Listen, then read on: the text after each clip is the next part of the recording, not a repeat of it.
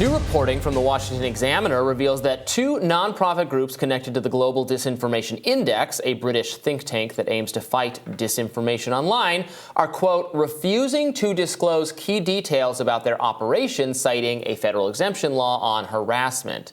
The two entities involved include the Disinformation Index Foundation and its public charity Disinformation Index, Inc., reportedly gave the Washington Examiner, quote, heavily redacted copies of their 2021 IRS tax returns.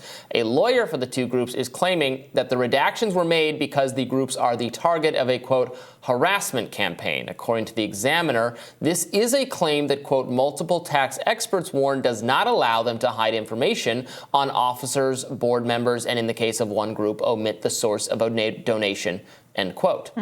Twitter Files author Michael Schellenberger tweeted, the Global Disinformation Index, which encourages advertisers to boycott disfavored news outlets, claims it offers transparent data and intelligence.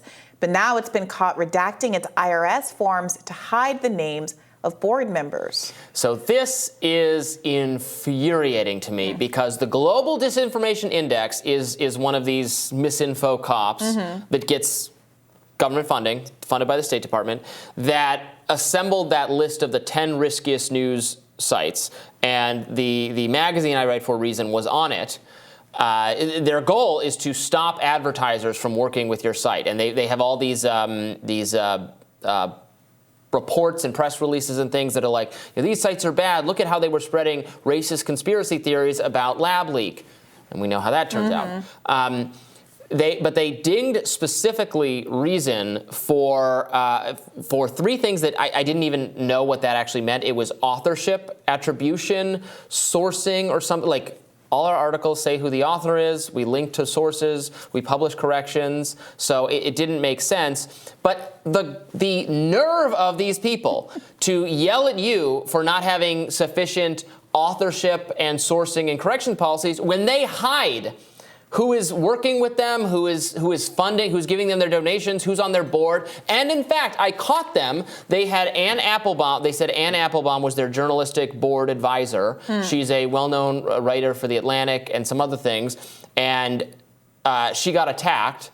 I was one of the people attacked. I was criticizing her for being involved in this. But I emailed her and said, and to ask her about her involvement in this, which was more than anyone else did. And she responded in saying that while she had once had a conversation with them years ago, she had nothing to do with it. She did not consider herself an advisor to the group in any formal capacity, despite her name being on the website. So then they stealth-edited their website to remove her name without saying they'd done that. So they violated every single one of the policies that they said makes you one of the riskiest news outlets. And this is my problem with all of these disinformation people. They do not walk the walk. They are hall monitor type people for you, but then they're not rigorous enough to avoid misinforming people, the public, more broadly. So it's rank hypocrisy, and I'm so fed up with it.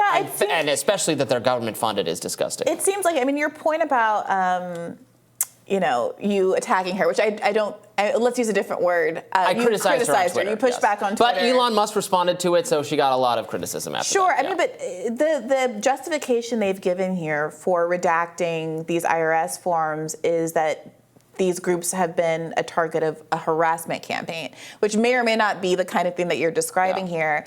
And we have also seen a trend. Of course, real harassment does exist at times, but we also have seen a trend of people kind of weaponizing the idea of harassment. Right. What if we lost advertisers at Reason? Could I say we were the target of a harassment campaign because you said things about us that were false and made up? And there's not going to be a write-up in the Washington Post by the tech reporter who writes about online right-wing harassment saying, oh, this group was innocently harassed. Like, that would never happen for us. That only happens for Nina Jankowicz type people when they get they can dish it out, but they can't take it. Yeah, this is part of a broader project. In the same way that you are taking information that you don't agree with and characterizing it as misinformation or disinformation, you're taking criticism that you don't agree with and characterizing it as harassment. And this is part of this kind of language game that I think has generated some good faith, legitimate pushback from, across the political spectrum, but it's been identified with the right against some of the newfangled language that's been used that kind of ramps up trauma and ramps up, characterizes everything in these clinical terms that gives it more heft, weight, and force in an argument, but isn't really a there. And so you have this weaponization of language that really can distort what's happening on the ground, which is that I think the real bullies in this situation, as you've described them, and as you described them in that really great radar you did about a month or so ago about this subject, are the ones that are claiming victim status. Yeah, it really infuriates me. And, it goes to the heart of what the Twitter files were getting at more broadly, which is it is true that there is this coalition of nonprofits, media outlets, and in some cases government agencies that have weaponized the concept, in my view, of misinformation, disinformation. Not all the time. Sometimes there is, really bad, not true, incorrect stuff out there, and it is the job of journalists to identify it. But it has also resulted in a lot of restrictions on speech online that were not really well thought out. I think a lot of heavy-handed moderation. And it is not. It is good. It should be transparent at the very least. We should know that it's going on. And I really wish this project would continue. So it is frustrating, as we talked about yesterday, that this partnership between Taibbi and Musk, at least, maybe Schellenberger as well, is coming to an end because of Elon's wounded pride about a kind of trivial thing, because there was a lot of good journalism being done. I would like for also to continue. It seems like it's not just because of Taibbi and Musk's fight.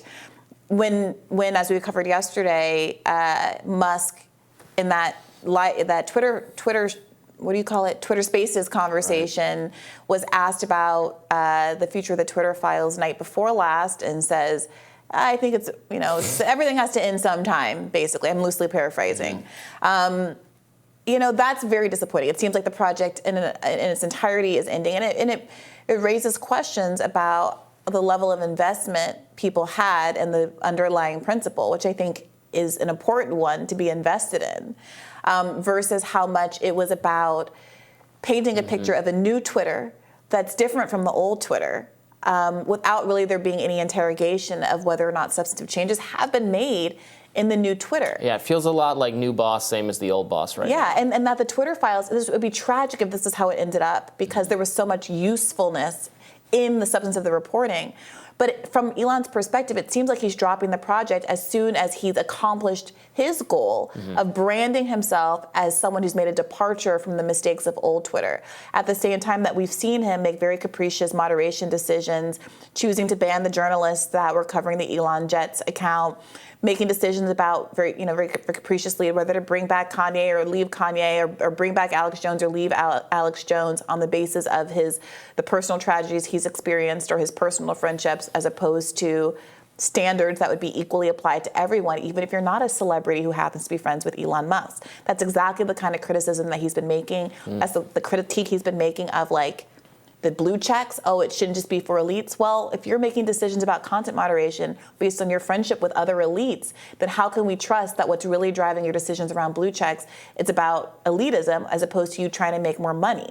And are you just using people's sincere investment in equality and having a more egalitarian app to kind of launder your own financial objectives? I suspect we were only just beginning to peel back the layers of this coalition of disinformation and online censorship. So to say mission accomplished, the project is all done, that feels premature to me and deeply unfortunate. Yeah. We'll have more Rising right after this.